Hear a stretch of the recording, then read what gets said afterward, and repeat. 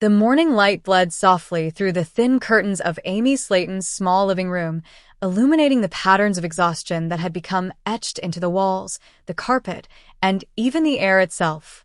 Despite how early it was, the room already carried the tension of a storm that had been gathering for months, one made of heartbreak, resentment, and the complicated threads that held a family together even as it frayed apart. Amy paced back and forth, her bare feet patting against the worn rug, her fingers trembling every time they brushed against the fabric of her shirt.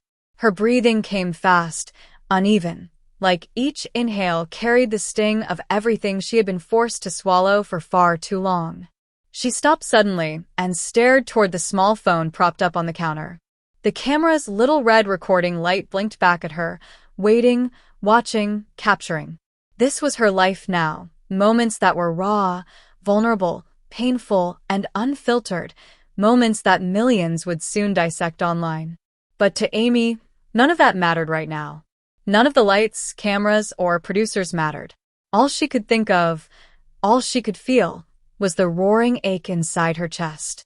"I gave birth to these children," she said finally, her voice cracking like thin glass, her hands curling into fists at her sides. "I suffered for them. I fed them. I carried them. I stayed awake when they were sick, when they cried, when nobody else wanted to help me. I will never give my babies to a bad person like Michael Halterman." Her voice rose, not out of performance, not out of drama for the cameras, but out of the kind of anguish that can only come from a mother who feels her world slipping from her grasp. Tears streamed down her cheeks, hot and relentless.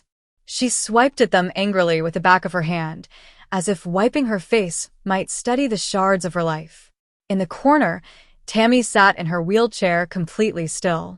She had seen Amy angry before, furious even, but this was different. This was Amy pulled apart, bleeding from wounds no one could see.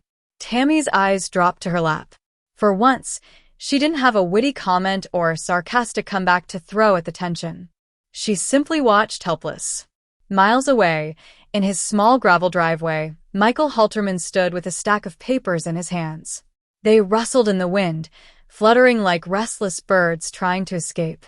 He stared into the camera crew's lens with a jaw clenched so tight that the muscles in his neck twitched. His breath came in short bursts, more from anger than exertion. Behind him, the faint hum of traffic rolled through the neighborhood. "I have every right to see my children," he said, trying and failing to keep his voice level. "Amy doesn't get to decide everything. She can't just keep them from me because she's mad. If she won't let me see my kids, I'll take this to court. I'll file a lawsuit for custody." His tone wasn't loud. It wasn't explosive. It was cold, simmering, the kind of tone that holds back the heat of an argument that could ignite everything if given even a spark. The moment he finished speaking, he looked down at the papers again, not reading them but gripping them so tightly his knuckles went white. Later that afternoon, the Slaton family gathered around the wooden dining table in Tammy's house. The atmosphere was so heavy it felt like it was pressing down on everyone's shoulders. Amy sat hunched forward, face buried in her hands, her hair falling like a curtain around her. Chris sat across from her, hands clasped, trying to maintain his calm. Amanda and Misty were quieter than usual, each trying to figure out what to say, how to say it, and whether anything they could say would make this mess any better. Chris leaned forward. "Amy, this could get serious. Michael's threatening to sue you. That means lawyers, court dates, custody evaluations." His voice was gentle but firm. Amy jerked her head up. Her eyes were red and swollen, her mascara smudged under them like bruises. "Are you serious, Chris? I'm the one who raised them. I'm the one who knows their favorite snacks, what cartoons they like, what makes them scared at night. Michael barely calls them now. He doesn't know them. Not like I do." Amanda reached out, placing a hand on Amy's back. "No one is questioning your love, Amy. You're an amazing mom. But Michael has rights too, and the court will look at everything. You've got to prepare yourself. This could be a long fight." Amy took a long, shaky breath. For a moment, she didn't say anything. The silence stretched between them, heavy and suffocating. Finally, she exhaled. I'm not giving up, she whispered. Not on my boys. Across town, Michael sat in a cramped office in front of his attorney. The walls were lined with certificates and framed degrees, but Michael wasn't paying attention to any of that. His knee bounced uncontrollably as he leaned forward in his chair. I want custody. At least partial custody, he said. I need to show Amy she can't keep making all the decisions. The attorney tapped his pen against the notepad. Michael, judges don't take children away from their mothers unless there's evidence, real evidence, not just arguments. You'll need to prove you're present, capable, and consistent. Courts prioritize stability. Michael exhaled, his shoulders slumping slightly. I want to be a father again. That evening, when Michael unexpectedly showed up at Amy's house, the tension exploded like a grenade. The cameras trailed behind him, and the moment Amy opened the door, the shouting started. You can't keep my children away from me, Michael yelled, standing on her porch like a storm ready to tear the place apart. Amy's voice shot back with just as much fire. They're not safe with you. I'm their mother. I decide what's best for them. That's not for you to decide alone. Michael roared. Neighbors peeked through windows. A dog barked in the distance. Even the wind seemed to stop to listen. Tammy rolled forward, forcing her chair between them. Stop, she shouted, louder than either of them. You two are parents first. Think about the boys. But neither of them could cool down. The heat of the argument was too fierce, too deep, too painful. Finally, Michael turned away, pointing at her. I'll see you in court, Amy. He stormed back to his truck. Amy slammed the door and collapsed onto the couch behind it, sobbing into her hands as her family rushed to her side. The next morning, when the official court notice arrived, the world around Amy seemed to slow down. Her hands shook as she held the envelope, her fingers tracing the seal. She whispered to her sons as they played nearby, Mommy's not leaving you. Not ever. And with that, the war began. But before the papers, before the hearings, before the shouting matches and legal deadlines, there was Gage's first birthday. A moment that should have been small and simple somehow became enormous, becoming a burst of joy in the middle of chaos. Amy stood in her living room early that morning, cheeks flushed with excitement. Glitter clung to her hair as she stretched to hang the giant sparkling banner that read, Happy First Birthday, Gage, in bold gold letters. Tammy, hold the other side, she yelled. Tammy wheeled in, grunting. Girl, this banner is bigger than me. Tammy, everything is bigger than you. That's why I need help. Amy snorted. They tried. Failed. Tried again. The banner fell twice. Tammy swore once, and Amy nearly stapled her sleeve to the wall, but eventually, it was up. Chris arrived outside holding several balloons that immediately slipped from his grip and floated into the sky. There goes $20, he muttered. Gage crawled around in a blue onesie with the number 1 printed in shiny gold. He giggled as he grabbed glitter, balloons, streamers, anything within reach. Meanwhile, Amy arranged the dinosaur-themed table with cupcakes, candy jars, and the enormous baby T-Rex cake that took her 3 stores and 1 meltdown to find. Family arrived in waves. Neighbors trickled in. Children shrieked, balloons popped, and somehow, chaos became celebration. It was loud, messy, beautiful. Gage smashed his face into his smash cake while the entire room screamed and clapped. Tammy snorted so loudly she startled the toddler next to her. That boy eats like a Slaton, she said proudly. Amy laughed through tears. Just like his mama. By nightfall, they gathered for photos under string lights. Gage sat on Amy's lap babbling happily. Tammy kissed his cheek, Chris posed dramatically, and for one fleeting evening, nothing else existed. Not Michael, not the lawsuit, not the future. Just family. Just love. Just the night. The night after Gage's birthday party ended, the Slaton household felt strangely quiet, as if the laughter and noise had burned themselves out, leaving only the faint echo of happiness drifting through the rooms. Confetti still clung to the carpet like tiny forgotten stars. Half-inflated balloons hung lazily from corners, swaying whenever the air conditioner kicked on. The scent of frosting and fried food lingered, mixing with the comforting smell of baby lotion from Gage's freshly bathed skin. Amy sat on the edge of the couch long after everyone had gone home, her hands folded tightly in her lap as she watched her children sleep on a baby monitor propped beside her.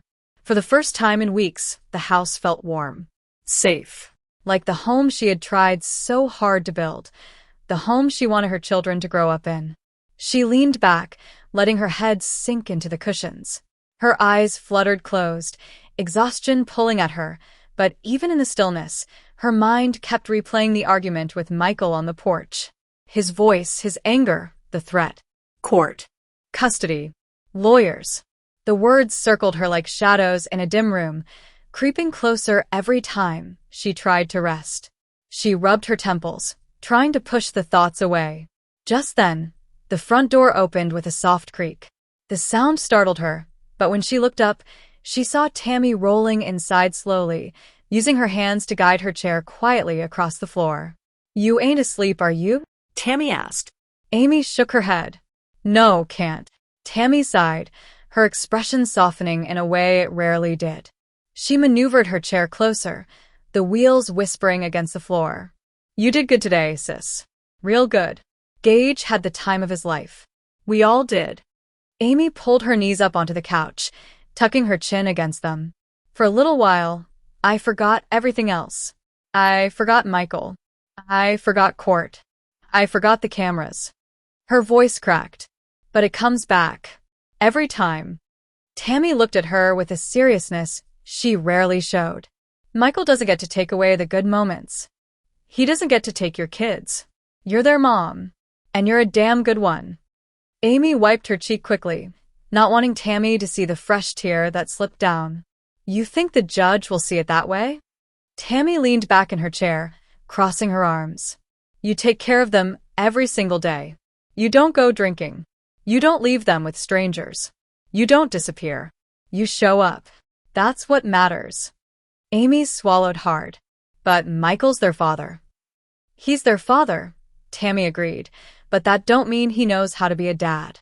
The room fell quiet for a moment. Amy stared down at her fingers, twisting them nervously. "I'm scared, Tammy." "Really scared?" Tammy's voice softened more than Amy expected. "I know. But you ain't alone in this. We're all here. Me, Chris, Amanda, Misty. You've got a whole tribe behind you. And those boys? They got a mama who loves them more than anything." Amy nodded slowly, letting the words settle into her chest like warm embers. After a moment, Tammy reached over and playfully nudged her shoulder. "Now get your butt to bed. You look like a raccoon that's been dumpster diving." "Shut up," Amy muttered with a weak laugh. "Love you too," Tammy responded with a smirk. That night, Amy crawled into bed beside baby Glenn's crib, listening to the rhythmic rise and fall of his tiny breaths. Gage slept in the next room, sprawled across his mattress with the innocence only toddlers possess. The fear was still there, but the warmth of family wrapped around her, easing the edges just enough to let her drift into sleep at last. The next morning came far too quickly. Sunlight filtered across the room, illuminating the mountain of laundry she'd meant to tackle, the toys scattered across the floor, the empty bottle on the nightstand. It was another day of being a single mother, another day of proving she could fight whatever storm came her way. She pulled herself from bed, rubbing the sleep from her eyes, and stepped into the hallway just in time to see Chris knocking on her front door. She opened it, yawning, her hair sticking up in wild directions. "You look like a tornado hit you," Chris said, walking inside. "Thanks, Chris. Good morning to you, too." He held up 2 large mugs of gas station coffee, like peace offerings. "I brought caffeine. Don't bite my head off." Amy snatched her cup and took a long drink. "Bless you." Chris glanced around the house, the decorations, the dishes, the clutter from the party. "Looks like you survived," he said. "Barely," she muttered. Chris sat down at the kitchen table, leaning forward. "Okay, listen. We need to talk. And it's important." Amy froze. Her heart tightened. "Is this about Michael? Did he?" "No," Chris interrupted. "Well, yes. But not in the way you're thinking. I talked to Amanda last night, and we think it'd be smart for you to meet with a lawyer before Michael files anything." Amy sank into the chair across from him. I can't afford a lawyer. We'll help, Chris said firmly. Family takes care of family. And you need someone who knows what they're doing. Michael's not playing around anymore. And neither can you. Amy stared at the rim of her coffee cup, tracing the edge with her thumb. I don't want to go to court. I don't want my kids caught in the middle. Then make sure you're the one prepared, Chris replied. Because he's not backing down. She took a shaky breath. Okay, I'll talk to someone. Chris nodded, satisfied. Good. I already made an appointment. Today. Amy's jaw dropped. Today? Why didn't you tell me earlier? Because if I told you yesterday, you would have panicked all night and not enjoyed the party. He smirked, shrugging. You're welcome. Amy groaned, burying her face in her hands. I'm gonna throw up. Not on me, Chris said, standing up. Go get dressed. We're leaving in an hour. The next few hours passed in a blur. Amy showered, dressed, packed snacks for the kids, fed them, wiped their faces, cleaned spills, and tried desperately to breathe normally. Gage clung to her leg as she walked, babbling excitedly about something she couldn't quite understand. Glenn cooed from his car seat, unaware of the storm looming over their lives. At the law office, Amy sat across from a woman in a navy blue suit with sharp eyes and a patient smile. Her name was Ms. Carter, and she spoke with a calm firmness that felt both intimidating and reassuring. I understand this must feel overwhelming, she said gently. Custody disputes are never easy, especially when emotions are high. Amy wrung her hands nervously. I just want to keep my babies safe. Ms. Carter nodded. And that's exactly what we're going to work toward. Let me ask you a few questions so I can understand the situation better. Amy answered everything. Her daily routine, her history with Michael, the children's needs, their schedules, the fights, the separation, the fears. She told the truth, even when it hurt. When she finished, Ms. Carter closed her notebook. Based on everything you've told me, she began slowly, you have a strong case. You are the primary caregiver. The court values stability and consistency, and you provide both. Michael may request visitation or partial custody, but I see no reason the court would remove the children from your care. Amy's breath escaped in a shaky sigh. You really think so? I do, Ms. Carter said. But we'll need documentation. Records. Messages. Photographs. Anything that shows your role in their lives. And anything that shows concerns about his involvement. Amy nodded quickly. I can get all that. We'll build your case step by step, Ms. Carter continued. You're not alone in this. Those words felt like a lifeline. When Amy and Chris stepped out of the building, the sun was bright, but the warmth didn't reach her. Not yet. But something inside her felt steadier, stronger, like she had finally drawn a line in the sand. See, Chris said, opening the truck door for her. Not the end of the world. I'm still scared, Amy whispered. Yeah, he said, shrugging. But you're also a Slaton. We don't back down. Amy managed a small smile. No, we don't. Over the next days, tensions grew everywhere. Online fans debated the drama. Strangers argued about custody. Producers whispered in corners about filming schedules and dramatic arcs. But inside Amy's world, the only thing that mattered was protecting her children, protecting the tiny lives she had brought into the world with the hope that they would grow up loved, safe, and whole. And in the middle of it all, Michael reappeared, not with shouting, not with threats, but with something worse. Silence. A silence Amy couldn't read. A silence that meant something was coming. Something big. Something she wasn't ready for. But she would fight anyway. Because a mother always does. The silence from Michael stretched across the following week like a heavy fog that wouldn't lift. It seeped into every corner of Amy's home, turning even the simplest moments, changing diapers, making breakfast, picking up toys, into something tense, uncertain. Every time her phone buzzed, her stomach tightened. Every time a truck rumbled down the street, she froze, wondering if it was him. But he didn't call. He didn't text. He didn't show up. His absence didn't feel peaceful. It felt strategic. Amy could feel it in her chest, like a storm humming in the distance. One afternoon, she stood at the sink washing bottles while Gage sat on the floor banging 2 plastic cups together with toddler-level enthusiasm. Glenn napped in his swing, tiny arms tucked up near his chin. Sunlight spilled through the window in streaks, warming her face, but she barely felt it. She was too focused on trying to control the thoughts she couldn't outrun. Why is he quiet? What is he planning? Why now? She scrubbed the bottle harder, gripping it so tightly her knuckles whitened. Tammy rolled into the kitchen, eyeing her suspiciously. You okay? You scrubbing that bottle like it owes you money. Amy didn't look up. Ai fine. You're lying, Tammy said plainly, parking her wheelchair near the table. You get this twitch in your face when you're stressed. I do not. You very much do, Tammy said, raising an eyebrow. It looks like you smelled something nasty, but you're trying to pretend you didn't. Despite everything, Amy let out a small laugh. Shut up. Tammy shrugged. I'm just saying. You're worrying yourself sick. Amy placed the bottle aside and leaned on the counter. He's too quiet, Tammy. That scares me.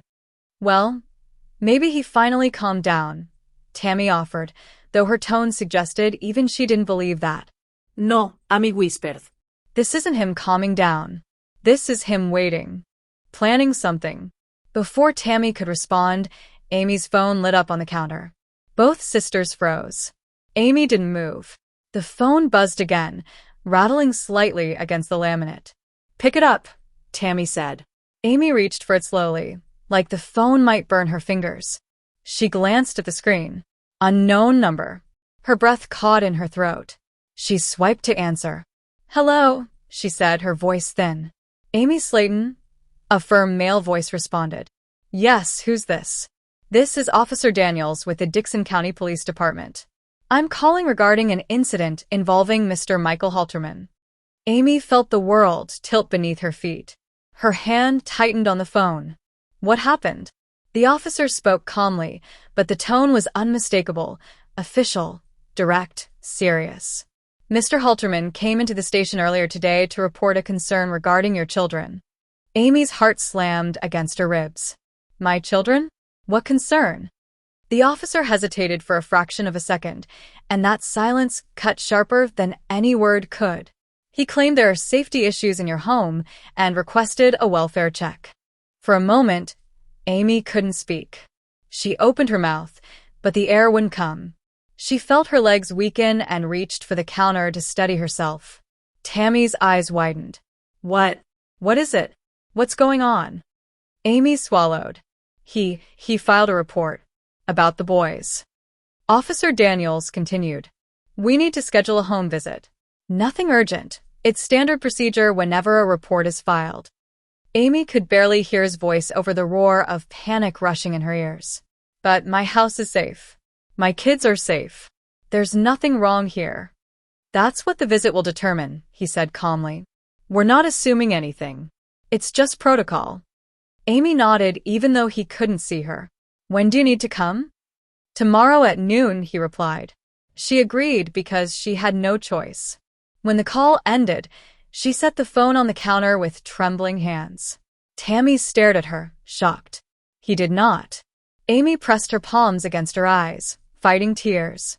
He's trying to make me look unfit. He knows he can't win in court unless he drags my name through the mud. Tammy's face darkened. That low-down, sorry excuse of a man. Before she could finish the sentence, Gage toddled over and wrapped his arms around Amy's leg, looking up with a big, toothy grin. Nah. The fragile thread holding her together snapped. Amy scooped him up into her arms, holding him tight, breathing in the warm baby smell of his hair. I'm not losing you, she whispered into his shoulder. I'm not losing either of you.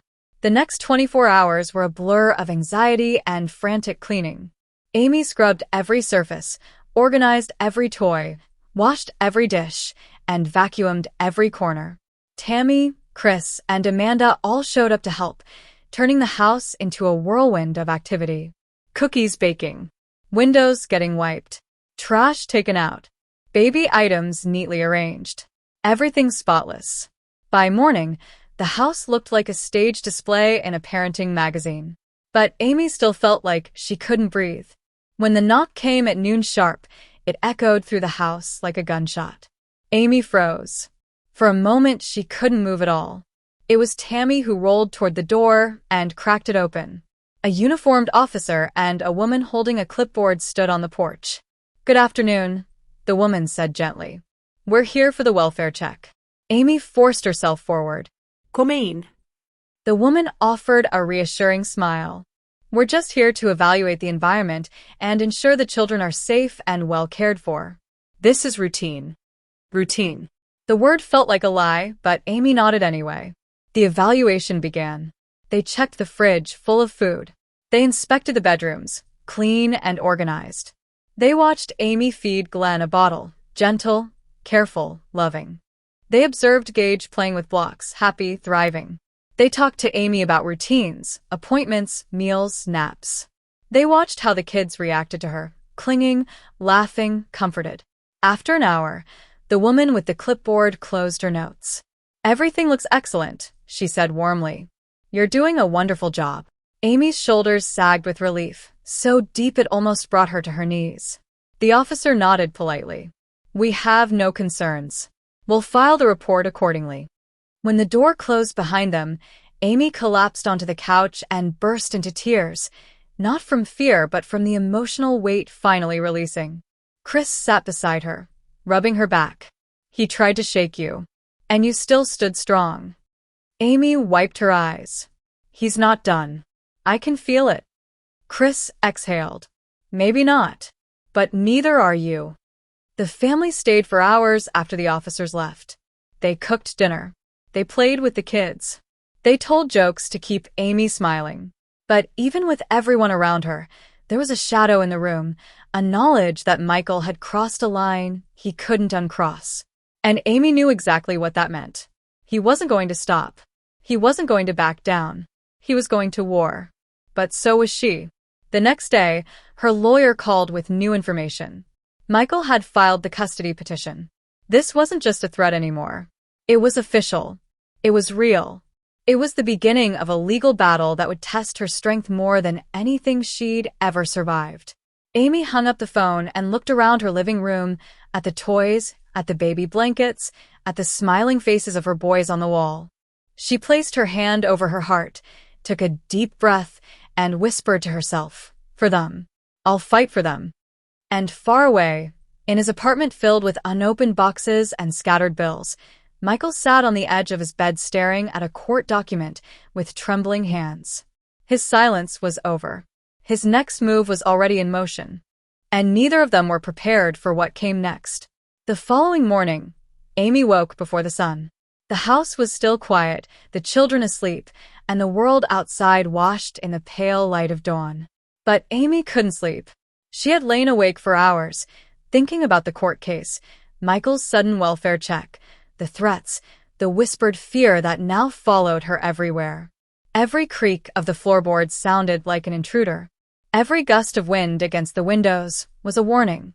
She poured herself a cup of coffee and stood at the kitchen counter, staring out at the street that had felt safe for so long and now seemed foreign. She traced the edge of the counter with her fingers, thinking about the days when her life was simpler, when her biggest worry was getting Gage to sleep through the night, or which show the boys would watch after breakfast. Those days felt distant, almost imaginary. Tammy wheeled into the kitchen, her hair messy, eyes still heavy from sleep. "Morning," she mumbled, rubbing her eyes. "You're up early again, huh?" Amy didn't respond at first. She was lost in thought, her mind replaying the officer's words, Michael's threats, and the looming court dates. "I can't stop thinking about what he's going to do next," she admitted finally, her voice quiet but tense. Tammy leaned against the counter, the wheels of her chair rolling back and forth slowly. "Then don't," she said simply. "You can't control him. You can only control yourself, your boys, and your family." Focus on that. Amy exhaled slowly, trying to take Tammy's advice to heart. But her fear refused to loosen its grip. Every hour seemed to stretch into days. Every phone ring made her jump. And yet, she knew she had to keep moving forward. Chris appeared then, carrying a small stack of paperwork. He handed it to Amy, without a word. She looked down, scanning the documents quickly. They were from her attorney, summaries of Michael's filings, instructions for preparing her own evidence, dates for depositions, deadlines for submitting affidavits. It was overwhelming. Every sentence was a reminder that this wasn't just a threat anymore. This was a war. Amy dropped the papers onto the counter with a thud. "How am I supposed to do all this?" she asked, her voice breaking. "I have 2 babies, a house to run, and now a court case that could take everything away from me." Chris placed a hand on her shoulder. One step at a time. "We'll handle it together. You're not alone in this, Amy. You have me, Tammy, Amanda, we're all here for you." Amy nodded, swallowing hard, trying to let the reassurance sink in. But even as she nodded, she felt the creeping dread of the unknown. She had faced challenges before, but nothing like this, nothing that threatened the very essence of her family. Later that day, the first official court date arrived. Amy sat in the small, sterile courtroom, the fluorescent lights humming overhead. She clutched her notes, her palms damp with sweat, as she waited for the judge to enter. Her lawyer whispered last-minute advice, reminding her to stay calm, to speak clearly, to present her evidence without emotion, but Amy found that nearly impossible. Every fiber of her being was tuned to the fear that Michael might succeed, that he might take her children away, that the life she had fought so hard to build could unravel in a single afternoon. When the judge entered, the room fell silent. The gavel struck the desk with a sharp echo, and the proceedings began. Michael's attorney spoke first, outlining his client's case, emphasizing his desire for equal parenting rights and questioning Amy's capacity to provide a stable environment. The words felt like knives, twisting in her chest. Then it was Amy's turn. Her lawyer guided her through each point, each piece of evidence, each testimony that could prove her capability as a mother. She spoke about the boys' daily routines, their health, their education, and the love that surrounded them. She described the countless sleepless nights, the sacrifices she had made, the unwavering care she provided. Every word was met with scrutiny, every gesture examined, every inflection of her voice measured. Outside the courtroom, cameras and reporters waited, capturing the family's story in fragmented pieces. Amy felt exposed, vulnerable, as though her life had become a public spectacle. Yet, within that vulnerability, she discovered a fierce determination. She would not let fear paralyze her. She would not let Michael's accusations define her. She would stand firm, for her boys, for her family, for herself. Days turned into weeks. Depositions were taken. Witnesses were interviewed. Home visits were scheduled. Every moment was a test of endurance, patience, and emotional resilience. Amy found herself oscillating between despair and resolve, tears and laughter, panic and hope. One evening, after a particularly grueling day at the courthouse, Amy returned home to find the boys asleep, the house quiet, and Tammy waiting with a tray of warm tea. They sat together in silence for a long time, sipping slowly, letting the quiet wash over them. "You know," Tammy said finally, breaking the silence, "they can try all they want, but they can't take what's in your heart. They can't take the love you have for your boys." Amy smiled faintly, grateful for the reminder. "I know," she said softly, "but it's hard. Sometimes I feel like I'm drowning in all of it." "You're not drowning," Tammy replied firmly. "You're fighting. And fights aren't easy. But you're not alone. Remember that."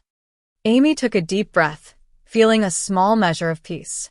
For the first time in days, she allowed herself to imagine a future beyond the courtroom, beyond Michael's threats, a future where her family remained intact, where laughter filled the rooms, where her boys grew up surrounded by love and stability. But even as she allowed herself this brief reprieve, a shadow lingered at the edges of her mind.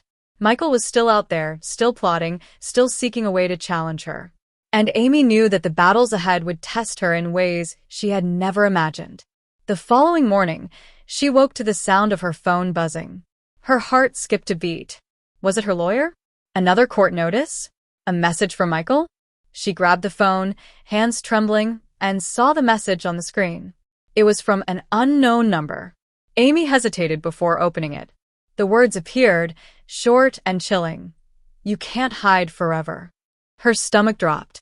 Her hands shook. The fear she had tried to suppress surged back with full force. But this time, it was different. This time, instead of panicking, Amy took a deep breath and set the phone down. She looked at the boys sleeping peacefully in the other room and felt a renewed sense of purpose. No matter what came next, she would protect them. She would fight. She would not be intimidated. The war was far from over. But Amy Slaton had discovered something that even Michael couldn't take away: the unbreakable strength of a mother's love.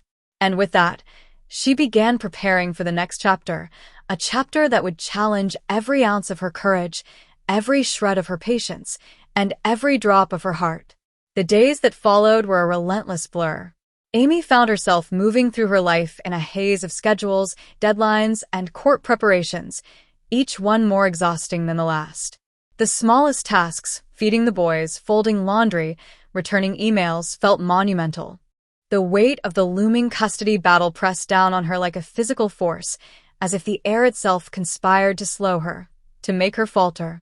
Yet amidst the tension, small moments of joy and resilience emerged, flickering like fragile candles in the dark. Gage learned to walk, wobbling across the living room with a triumphant grin that made Amy laugh through tears. Every milestone, every squeal of delight, reminded her of why she could not, would not, give up. Chris became a constant anchor. He handled the logistics Amy couldn't manage: the grocery runs, the scheduling of appointments, the endless trips to stores for last-minute items. He never complained, even when exhaustion etched deep lines into his face. And though he rarely said it outright, Amy could feel his unwavering support radiating toward her like a shield against the storm. Tammy, for all her occasional stubbornness, became Amy's emotional sounding board. Late at night, when the boys were finally asleep and the house fell silent, they would sit in the kitchen sipping tea, their hands wrapped around warm mugs, sharing fears they could not voice to anyone else. "You've got more strength than you realize," Tammy said one night, voice low but steady. "They can try to push you down, but you'll always rise." Amy clung to that sentiment like a lifeline, though the nights were still long and the mornings often arrived with the sting of dread. She was reminded of Michael at every turn, lurking like a shadow in the edges of her life. Every phone call, every unknown number, every unfamiliar knock at the door made her heart race. Then came the day of the home visit. A social worker was scheduled to evaluate the boys' environment, to determine if Amy's home was suitable for the children's care. Amy had spent hours preparing. The house was spotless, toys neatly arranged, laundry folded, meals planned. But even with all the preparation, the moment the social worker stepped inside, Amy's nerves tensed, her hands trembling slightly as she led the way. The woman introduced herself politely, clipboard in hand, eyes scanning every corner. She observed the boys playing, asked them gentle questions, and watched Amy interact with them. Amy smiled, engaged, explained routines, and answered questions honestly. She let the warmth of her love for her children radiate in every gesture, every word, every glance. When the social worker finally stepped outside to speak privately with Amy, the room felt impossibly small. "Mrs. Slaton," she began, voice neutral, "you clearly care for your children and provide a nurturing environment. However, I have to conduct a full report for the court, and that includes interviews with neighbors, schools, and anyone else involved in the children's lives. The process will take some time." Amy nodded, swallowing the lump in her throat. "I understand," she said. I want them to be safe. I want them to feel loved. That's all I've ever wanted." The woman paused, then smiled faintly. "That much is very clear. That will be reflected in my report." For the first time in weeks, Amy felt a flicker of relief. A small piece of the overwhelming pressure had lifted, replaced by hope that the truth of her devotion would finally be recognized. But the respite was brief. That afternoon, as Amy stepped out to run errands, she noticed a black SUV parked across the street. A man sat inside, watching the house with an intensity that sent a chill down her spine. Her first instinct was to flee, to pull the boys inside, and lock every door. But then she remembered Tammy's words about strength.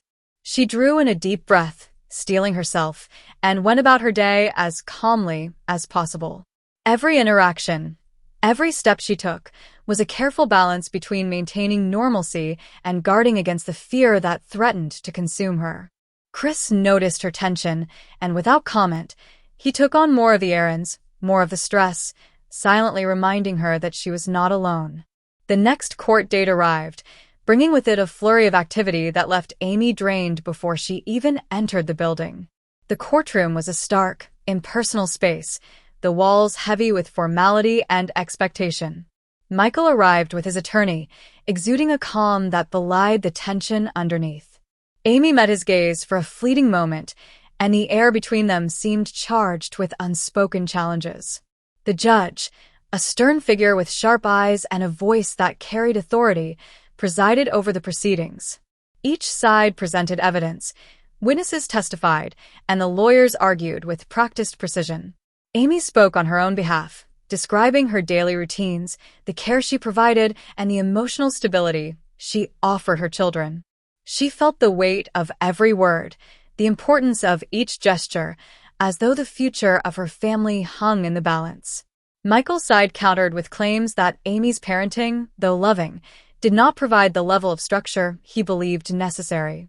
They argued for shared custody, emphasizing his desire to be involved. Amy's heart ached, but she remained composed, focusing on the truth of her devotion, the reality of her family's daily life, and the unyielding love that defined her motherhood. Hours passed in a tense rhythm of statements and counterstatements, the courtroom air thick with anticipation. Amy's voice remained steady, though inside, a storm of emotions threatened to break free.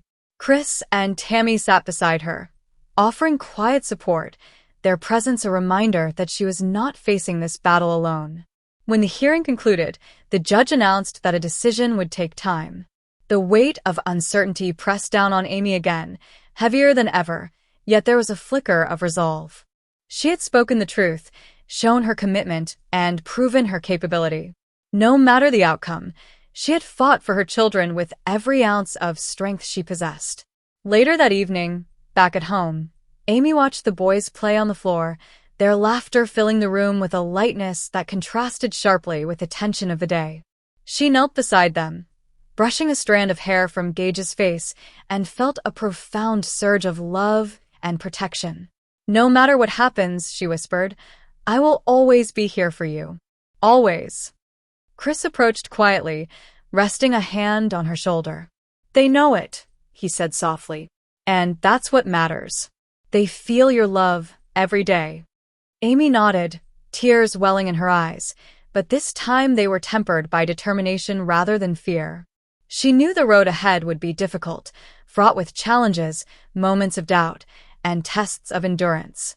But she also knew that her love, her commitment, and the unbreakable bond she shared with her children would guide her through the darkest moments. Outside, the night skies stretched endlessly, the stars glimmering like distant promises. Amy stepped onto the porch, letting the cool breeze wash over her. For a brief moment, she allowed herself to imagine a future where her family remained whole, where laughter and joy overshadowed fear, where love triumphed over every challenge. The battle was far from over. The war for custody, for security, for peace would continue. But Amy Slaton had discovered an inner strength that could not be measured by court dates or legal filings, a strength that was rooted in love, resilience, and the fierce determination of a mother unwilling to surrender. And with that, she returned inside, ready to face whatever came next, knowing that no threat, no fear, no challenge could ever diminish the bond she shared with her children.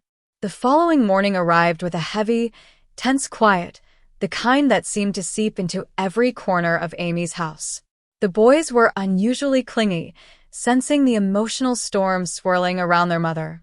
Amy moved carefully through the kitchen, preparing breakfast while juggling Gage and the other children, her mind half on the cereal and half on the mounting weight of legal documents still scattered across the counter. Tammy had already rolled into the kitchen, her eyes red from a restless night. She poured herself a cup of coffee, muttering under her breath, "Somebody better get ready for a nap later." Amy shot her a weak smile, too tired to joke back, but grateful for the solidarity. Chris appeared, carrying a small stack of folders that he placed neatly beside Amy. "I organized these for you," he said. "Custody reports, doctor's notes, school records. You'll need them all in court." Amy nodded, overwhelmed yet comforted by the gesture. The meticulous preparation was a lifeline, a way to regain some control in a situation that often felt like chaos. As the morning wore on, a knock at the door announced the arrival of the court-appointed mediator. The man introduced himself politely, his tone calm and measured, but his presence alone carried the weight of consequence. "Good morning, Mrs. Slaton. I'm here to discuss temporary arrangements while the custody case proceeds." Amy's heart pounded.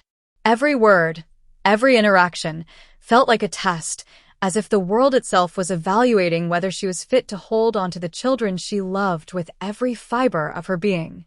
She led the mediator through the house, showing him the boys' bedrooms, their play areas, and the daily routines she had built with painstaking care. He asked questions, and Amy answered honestly, keeping her emotions in check while letting her unwavering love shine through. For the first time in weeks, she felt a glimmer of validation. The mediator nodded thoughtfully, taking notes and asking follow-up questions. Though his visit was procedural, it reaffirmed what Amy already knew. She was giving her children everything she could, every single day. Later that afternoon, Michael's presence surfaced again, this time in the form of a text message that made Amy's chest tighten. He wanted to schedule a visitation trial, claiming he needed to spend more time with the boys before the court made its final decision. Amy's instincts screamed no, but she took a deep breath and consulted Chris and Tammy. "We'll do it," Chris said firmly, "but only under controlled conditions. You're not alone in this, Amy. We'll make sure it's safe, and we'll document everything." Tammy nodded. "You fought too hard to let fear stop you now. You can do this." The day of Michael's supervised visit arrived with a tense, almost electric atmosphere. Amy watched nervously from a nearby observation room as Michael interacted with the boys, his movements careful, almost tentative, as though he feared upsetting the fragile balance of their world. Gage clung to Amy's leg at first, eyes wide, but eventually, curiosity won over. He crawled toward Michael, a tiny hand reaching out, and Amy's heart both ached and swelled. For an hour, she watched silently, her hands clenched, emotions roiling inside her like a stormy sea. Michael tried to connect, offering toys, reading books, and attempting to engage in playful games. The boys responded cautiously, testing the waters, unsure of this new dynamic. After the session, the mediator approached Amy. "You handled this well. The boys are responding to both parents appropriately. I recommend continuing supervised visits until further assessment. You're doing everything right." Amy exhaled slowly, relief mingling with exhaustion. The weight on her shoulders had not lifted entirely, but she felt a measure of reassurance that she was navigating the situation with courage and clarity. Days turned into weeks, and the legal battle continued to unfold with relentless intensity. Court filings, attorney meetings, and parenting evaluations consumed Amy's life, leaving little space for rest or reprieve. She became a master of multitasking, balancing school runs, doctor appointments, and playtime with the boys, all while meticulously documenting every interaction for the court. Yet even in the chaos, moments of beauty and connection surfaced. Gage learned to say "Mama" clearly, and Amy felt an overwhelming swell of love that left her speechless. A quiet afternoon spent reading with the boys, their small hands clutching picture books, became a sanctuary, a reminder that the essence of family was more powerful than any courtroom drama. Tammy, too, found herself drawn into the emotional turbulence. She became a fierce advocate, accompanying Amy to hearings, calming the boys during tense visits, and offering unwavering support even when the stress became unbearable. One evening, as they cleaned up after dinner, Tammy whispered, "You're stronger than you think, and we'll get through this together." Chris, ever the quiet strength, remained a constant presence. His steady demeanor grounded Amy, offering a balance to the storm that raged in her heart. When nights became long and tears threatened to overwhelm her, he would hold her hand, reminding her that she was not alone, that love and determination were powerful shields against fear and uncertainty. But the pressure mounted further when Michael's attorney submitted new evidence, claiming that Amy's household was chaotic and unfit for prolonged custody. The accusations were subtle, wrapped in carefully worded phrases meant to cast doubt without outright confrontation. Amy felt a pang of frustration but channeled it into preparation, working tirelessly to gather counter-evidence, witness statements, and testimonials to affirm the stability of her home and the quality of her parenting. The tension reached a breaking point one evening when the boys were asleep, and Amy sat alone in the living room, surrounded by stacks of paperwork. Her body trembled with exhaustion, her mind weighed down by worry, and for a moment, the enormity of the battle seemed too much to bear. She closed her eyes and pictured the boys' faces, the small smiles that lit up their lives, the warmth of their tiny hands in hers. A renewed sense of purpose surged through her. She would fight, not for herself, but for the children who depended on her love, guidance, and protection. Every setback, every challenge, only strengthened her resolve. The next morning, Amy prepared for the upcoming court hearing with meticulous care. Chris helped her organize notes, Tammy checked and rechecked every document, and together they rehearsed the key points Amy needed to communicate. Though exhaustion weighed heavily on her, the presence of her family reminded her that she was not alone in this fight. When the hearing began, Amy's voice was steady, her words carefully chosen, her gestures deliberate yet natural. She spoke with clarity about her role as a mother, the daily routines that nurtured her children, and the unwavering love that defined her family. She allowed her emotion to show, not as weakness, but as evidence of her dedication. Michael's attorney countered with arguments aimed at portraying him as a capable, involved father. The courtroom buzzed with tension, each side waiting for the judge's reaction, each argument a delicate dance between truth, perception, and law.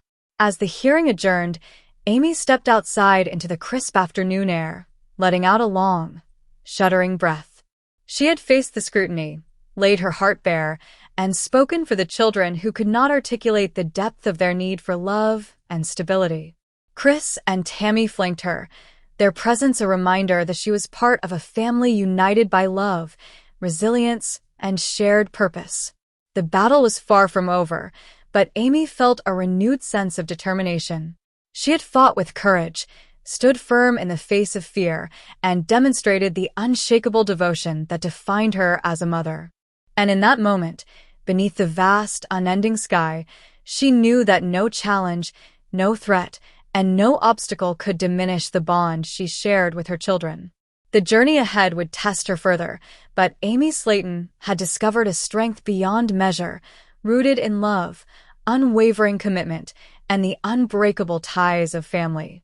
The weeks that followed felt like a relentless storm, a blur of early mornings, late nights, and endless paperwork.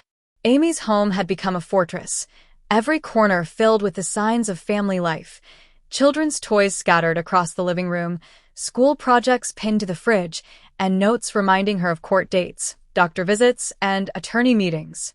Yet, beneath the chaos, there was an unspoken rhythm, a heartbeat that kept the family grounded in love and resilience. One afternoon, Tammy wheeled herself into the living room, holding a worn notebook. "Amy," she began, voice gentle but insistent, "I think we should make a schedule for the boys. Everything documented. Feeding times, nap times, playtime, who's responsible for what. If it goes in the court report, it'll show you're organized, stable." Amy glanced up from the pile of court documents she was reviewing, exhaustion etched across her face. "You're right," she said after a pause, a flicker of determination lighting her eyes. "We'll make it perfect. Every detail, every moment. They won't be able to question me." Chris stepped in, taking the notebook from Tammy. "Let's make it clear, simple, and precise. Anything that shows the boys thrive in this house will help your case." Over the next several days, the trio meticulously crafted a schedule, detailing everything from breakfast routines to story time and bedtime rituals. Amy added notes about the boys' reactions, their preferences, and small observations. Gage preferred his left-handed spoons. The other boys liked certain songs during bath time, and all three had distinct nap patterns. It was exhaustive work, but it became a shield against the uncertainty, a way to assert control over a situation that often felt chaotic. Meanwhile, Michael's attempts to gain partial custody continued. He pushed for unsupervised visits, claiming he was ready, but the court maintained its position. Supervised sessions were necessary to ensure the children's safety and emotional well-being. Amy's anxiety spiked with each new request, but she reminded herself of the evidence she had meticulously gathered, the observations she had documented, and the unwavering support of her family. One particularly tense day, the boys' therapist suggested a joint session with both parents present. Amy felt her stomach twist into knots at the thought. She had imagined this day countless times, often picturing conflict, tension, and emotional pain. But she also recognized the potential for healing, for understanding, and for demonstrating to the court that both parents were invested in the boys' well-being, albeit in very different ways. When the day arrived, Amy entered the office with Chris and Tammy by her side. The boys clung to her hands, their small faces revealing both curiosity and apprehension. Michael was already there, seated quietly, his hands resting nervously on his knees. The therapist introduced the session with calm authority, emphasizing cooperation, communication, and the importance of the children's emotional stability. The session began awkwardly, tension hanging in the air like a thick fog. Michael spoke haltingly, trying to connect with the boys, but the children were cautious, unsure of his intentions. Amy remained patient, encouraging the boys, validating their feelings, and gently guiding the conversation. Gradually, a fragile rhythm emerged. The boys shared small stories, laughed at minor jokes, and even allowed Michael to engage in simple play. Amy felt a cautious relief, a small victory in the midst of chaos. She realized that, while her heart feared betrayal or disappointment, the children's ability to navigate these moments with grace was remarkable. After the session, the therapist spoke privately with Amy. "You handled this very well," she said. "Your children are responding to both parents, but it's clear they rely on your stability and guidance. Keep documenting everything. It will serve as an invaluable record for the court." Amy nodded, a mixture of exhaustion and resolve washing over her. Every challenge, every tense moment, reinforced the stakes, but also reminded her of the strength she possessed. Back at home, the family tried to reclaim some normalcy amidst the chaos. Gage had developed a fascination with dinosaurs, and Amy transformed the living room into a mini exhibit with toy fossils, posters, and books. The boys squealed with delight, running between exhibits, their laughter filling the house with light that momentarily chased away the looming shadows of court dates and custody disputes. Tammy helped with craft projects, carefully cutting and gluing decorations, while Chris organized the living room to accommodate both play and study areas. Amy watched them, her heart swelling with gratitude. These small moments, the quiet acts of love and care, became lifelines, reminders that family was not defined solely by conflict or struggle, but by the enduring bond of connection. One evening, as Amy tucked the boys into bed, Gage whispered, "Mommy, I like our house." The simplicity of the statement struck Amy with a force that left her momentarily speechless. She brushed his hair back, holding him close. "I'm glad, baby," she whispered. "This is your home. Always." The following week brought a critical court hearing, the culmination of months of preparation and tension. Amy arrived early, armed with a carefully documented schedule, photographs, therapist notes, and testimonials from friends and family. Chris and Tammy were by her side, their presence steadying her nerves. Inside the courtroom, Michael's attorney presented arguments emphasizing his desire for involvement in the children's lives. Amy's attorney countered, highlighting her consistent care, the documented routines, and the emotional and physical well-being of the children. The judge listened attentively, occasionally asking questions to clarify details, weighing every piece of evidence with careful consideration. When it was Amy's turn to speak, she rose, her voice clear and unwavering. She spoke not from anger, but from love. She recounted the daily care she provided, the milestones she nurtured, and the emotional security she had built for her children. She shared stories of small victories, the moments of joy, the nights spent comforting tears, and the unbreakable bond that tied her to the boys. The judge nodded thoughtfully, asking several pointed questions about the boys' routines, their emotional responses, and the support systems in place. Amy answered each with honesty, her voice steady even as emotion flickered at the edges. She did not speak to discredit Michael, but to highlight her dedication and the environment she had fostered, a home where her children could thrive. After a long day of testimonies and deliberations, the judge announced a temporary ruling. The boys would remain primarily with Amy, with Michael allowed supervised visits, gradually increasing as he demonstrated consistency and reliability. The relief that washed over Amy was overwhelming. She felt the weight of months of fear, stress, and uncertainty begin to lift, replaced by a cautious hope. Returning home, the family gathered in the living room, the boys playing around them. Tammy leaned back in her wheelchair, a small smile on her face. "We did it," she said quietly. Chris nodded, squeezing Amy's hand. "This is just the beginning, but it's a win. You did amazing, Amy." Amy sank into the couch, tears streaming freely, a mixture of relief, exhaustion, and profound love. She looked at her children, their small faces full of innocence and trust, and felt a surge of determination. The journey ahead would still be challenging, but she knew one thing with absolute certainty. She would fight for her children with everything she had, every single day, for the rest of her life. And in that quiet moment, surrounded by laughter, love, and the soft hum of life continuing, Amy allowed herself to hope, not naively, not blindly, but with the deep, unwavering knowledge that she was exactly where she needed to be, fighting for the family that mattered most. The days that followed the temporary ruling settled into a strange rhythm, a mix of cautious relief and persistent vigilance. Amy carried a subtle tension beneath the surface, a watchful awareness that nothing was ever truly settled. Michael's visits were scheduled, supervised at first, and each arrival and departure felt like walking a tightrope over a chasm she couldn't see. The first visit began with Michael awkwardly holding the boys' hands, unsure of how to bridge the months of absence. Amy sat nearby, watching intently, ready to intervene if needed, but hoping, perhaps naively, that this time could be different. Gage clung to Amy for the first few minutes, his tiny arms wrapped around her neck, but gradually relaxed when Michael engaged him with a dinosaur book, pointing out each species with tentative excitement.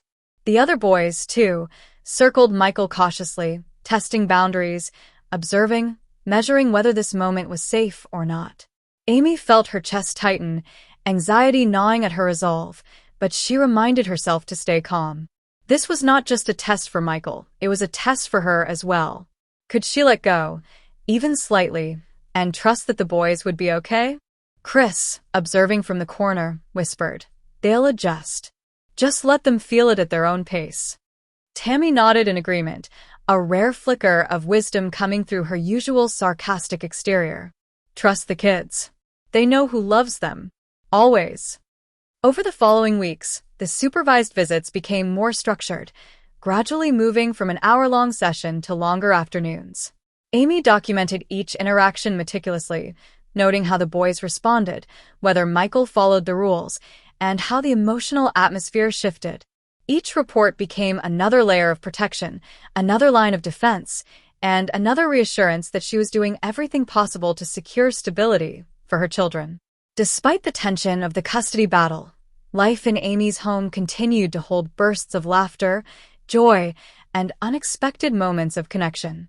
Gage discovered a fascination with trains, and Amy transformed the living room floor into a sprawling track, the boys' giggles echoing as they pushed the miniature engines back and forth. Tammy cheered them on, occasionally getting tangled in the tracks herself, while Chris documented the chaos with his camera, capturing fleeting snapshots of normalcy amidst the storm. Amy marveled at these small victories, these brief respites from fear and anxiety. They reminded her that the heart of the battle was not just legal, it was the children's happiness, their sense of security, and the invisible threads of love and trust that bound the family together.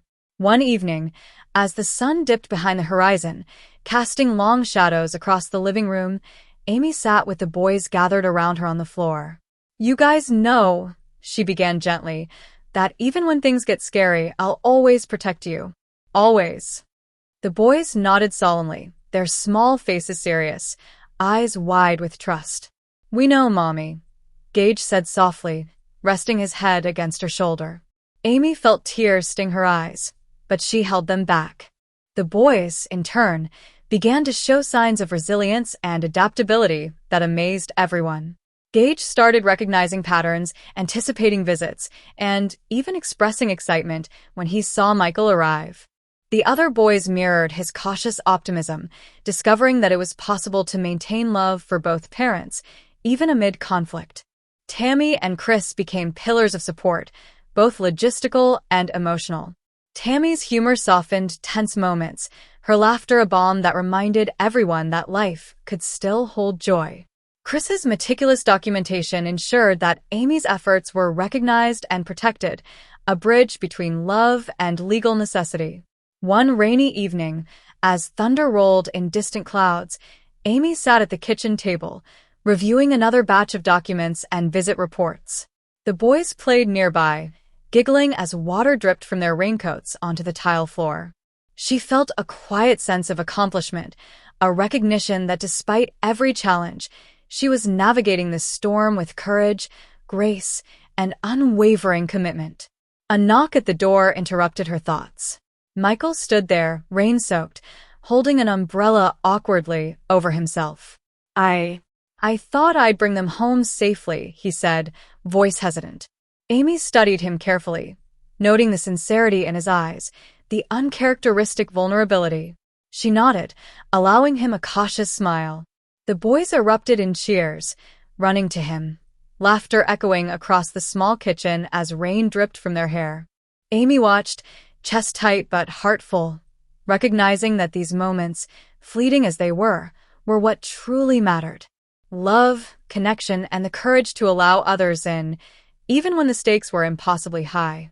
That night, after the boys were tucked in, Amy reflected on the journey so far. The battles were far from over, the court proceedings looming in the near future, but she had discovered a profound truth. Resilience was built not in isolation, but in the quiet determination to fight with integrity, love, and unwavering presence. She looked out the rain-streaked window at the darkened street, taking a deep breath. Tomorrow would bring new challenges, new documents, and perhaps new conflicts.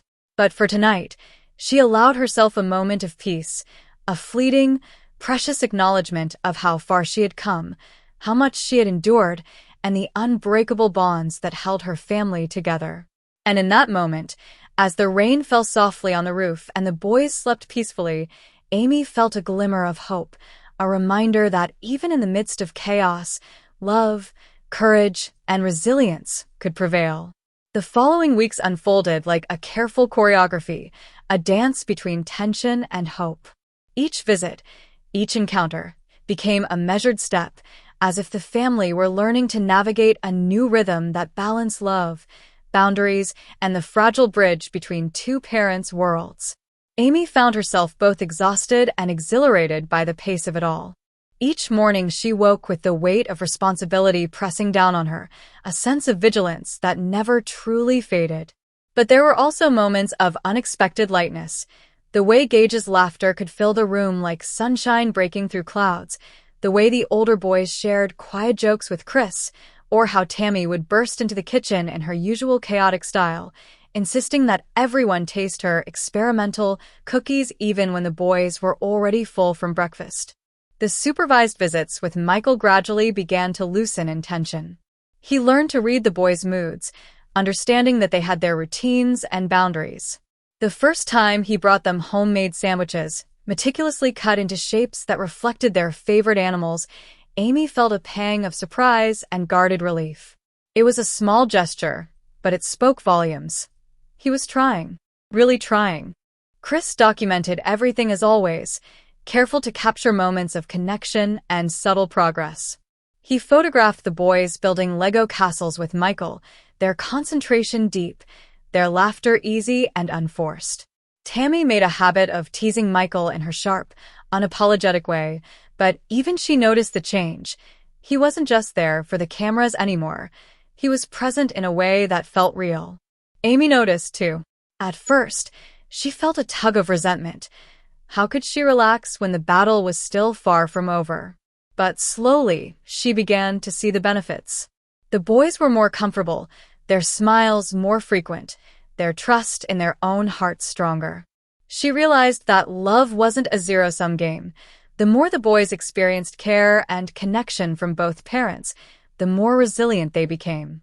One evening, after a long day of work and visits, Amy sat with Gage on her lap, brushing his hair back as he yawned. "You know," she whispered, "Mommy's going to fight for you no matter what. Always. But it's okay to love him too, little one. You can have love in more than one place." Gage's small hand reached up, patting her cheek, a gesture of trust and understanding that left her both trembling and relieved. It was in these small, intimate moments that she felt the weight of her role, the responsibility not just to protect, but to nurture hearts that were fragile and resilient all at once. Meanwhile, Michael faced his own inner reckoning. The visits had begun to chip away at his preconceptions, his frustrations, and even his anger. He started to understand that custody wasn't merely a legal battle. It was about being present, consistent, and proving through action, not words, that he could be a dependable father. One Saturday afternoon, the boys had a soccer game organized by their school. Michael attended, standing awkwardly at the sidelines, unsure of how much to cheer or when to intervene. Amy watched from across the field, heart pounding, but she didn't step forward. Instead, she let the boys navigate the experience themselves, observing how Michael interacted without interference. Gage ran down the field, squealing with joy, and Michael cheered louder than anyone else. For a moment, Amy felt something shift, a recognition that this man, flawed and complicated as he was, could also be a source of joy in her children's lives. It didn't diminish her role as a mother. It strengthened the boys' world by adding layers of experience, emotion, and love. That evening, the family returned home exhausted but happy. The boys collapsed into piles of blankets and toys, their chatter fading into sleepy murmurs. Amy and Michael shared a quiet moment in the kitchen, a tense but necessary conversation about schedules, rules, and respect. "I don't want to fight anymore, Amy," Michael said quietly, his gaze sincere. "I want to be part of their lives, not just for me, but for them. I know I've messed up before, but I'm trying. I want to try right this time." Amy studied him, weighing every nuance, every hesitation, every word. Finally, she nodded, her voice calm but firm. "Then prove it. Every day. Show them that you're here, that you care, and that they can trust you. That's the only way this works." Michael nodded again, a mix of relief and resolve in his expression. The road ahead was long, but the first real bridge between the two worlds had been built. The weeks turned into months. Court dates approached and receded, legal documents stacked and shuffled, but in the spaces between, the family began to breathe more freely. The boys thrived in small victories, sleepovers with Michael under Amy's supervision, Saturday morning pancakes, spontaneous park visits that ended in laughter and scraped knees, all handled with care and attention. Amy found herself learning the art of letting go, in small increments, while holding firm on matters of safety and stability. Chris continued to document these moments, creating a visual record of the family's resilience and adaptability. Tammy, as always, injected humor and unpredictability, reminding everyone that joy could coexist with struggle. One night, as Amy tucked the boys into bed, she paused, listening to their steady, peaceful breathing. She marveled at how far they had come, from the chaos and fear of uncertainty to this fragile, precious balance. She realized that love was not about control or dominance. It was about presence, patience, and the courage to allow others to grow alongside you. Later, alone in the quiet of her living room, Amy reflected on the journey. Every tear, every argument, every sleepless night had led to this, an imperfect but functioning ecosystem of love and resilience. She understood now that the heart of motherhood was not in isolation, but in the constant negotiation between protection and trust, between fear and hope. And as she gazed at the framed photos on the wall, the boys' smiling faces frozen in time, the moments of joy captured in a single click, Amy allowed herself a rare smile. She knew the journey was far from over, but for the first time, she felt a tentative peace. She had fought, she had endured, and most importantly, she had nurtured a family strong enough to weather storms she hadn't yet imagined. Outside, the world continued in its relentless rhythm, but inside, in the small, messy, beautiful chaos of Amy's home, there was laughter, love, and the quiet promise of a tomorrow where bonds could heal, grow, and thrive despite the odds. The sunlight fell differently that morning, filtering through the windows of Amy's living room in a way that made everything seem golden, fragile, and alive. It was a calm that felt almost impossible after months of upheaval, arguments, court dates, and nights spent pacing, holding Gage as he cried, or whispering reassurances to her older boys who couldn't always understand the adult chaos around them. Yet here it was, a fragile peace, one that had taken patience, love, and every ounce of resilience Amy could muster. The day began with laughter. Gage had discovered a new fascination, chasing his own shadow in the sunlight, his little hands reaching out as if trying to grasp it. Amy sat nearby, smiling through tears she didn't bother to hide. The older boys built towers from blocks, occasionally glancing up to exchange teasing looks, and even Michael, now more comfortable in this space, joined in the games. He laughed, not the forced laughter of someone trying to impress, but the genuine kind that pulled at hearts and softened edges. Chris recorded the day carefully, capturing moments that had once been impossible. Michael handing a toy to Gage with patience, Amy teaching the boys to share, Tammy tossing pillows across the room in dramatic flair, the kind that elicited both giggles and mock complaints. For the first time in what felt like forever, the cameras didn't feel intrusive. They were simply witnesses to a family reclaiming themselves. After lunch, the boys begged for a backyard adventure. Blankets were spread on the grass, snacks were passed around, and Michael suggested a game of tag. Amy hesitated for a heartbeat, memories of past tension tugging at her, but then she saw the anticipation in the boys' eyes and the tentative smile on Michael's face. "Go ahead," she said softly. "Just play nice." And play they did. They ran, they tumbled, they shrieked with laughter, chasing and tagging and inventing rules as they went. Even Tammy joined in, rolling across the grass with gusto, laughing in her unique, raucous way. Chris captured it all, pausing occasionally to glance at Amy, whose heart felt both heavy and light at the same time. By evening, they were all sprawled across the blankets, sunburnt and tired, but happy. The golden hour painted everything in warmth, and the camera caught Michael holding Gage on his lap, reading a book with exaggerated voices and silly faces that made the boys howl with laughter. Amy watched quietly, a sense of pride swelling in her chest. Not pride in conquest, not pride in winning, but pride in the small miracle of seeing two worlds, two sets of hearts, merge into something tender, something resilient. Later, as night fell and the boys slept in their beds, Amy, Chris, Tammy, and even Michael sat around the living room, the silence comfortable, contemplative, and full of unsaid words. For once, there was no shouting, no tension, no cameras dictating reactions. They were just people, flawed, trying, but capable of care in ways that mattered most. Michael broke the silence. "I want to thank you, Amy. Really. For letting me be part of their lives. I know I didn't always make it easy." Amy nodded, her eyes meeting his. "It's not easy for anyone, Michael. But this is about them. About giving them a childhood where they feel safe, loved, and seen. Nothing else matters if that's in place." He nodded, absorbing her words. There was no agreement, no final judgment, No easy reconciliation, but there was recognition, respect, a shared understanding that the boys' well-being came before any lingering anger or hurt. Tammy smirked, breaking the tension with her usual irreverent timing. And if you mess up, buddy, you'll have me to answer to. Don't think I won't let you know. A laugh escaped from Michael, genuine and unguarded. Even Chris chuckled, shaking his head at the chaos of their lives, their love, and their inevitable, sometimes ridiculous, humanity.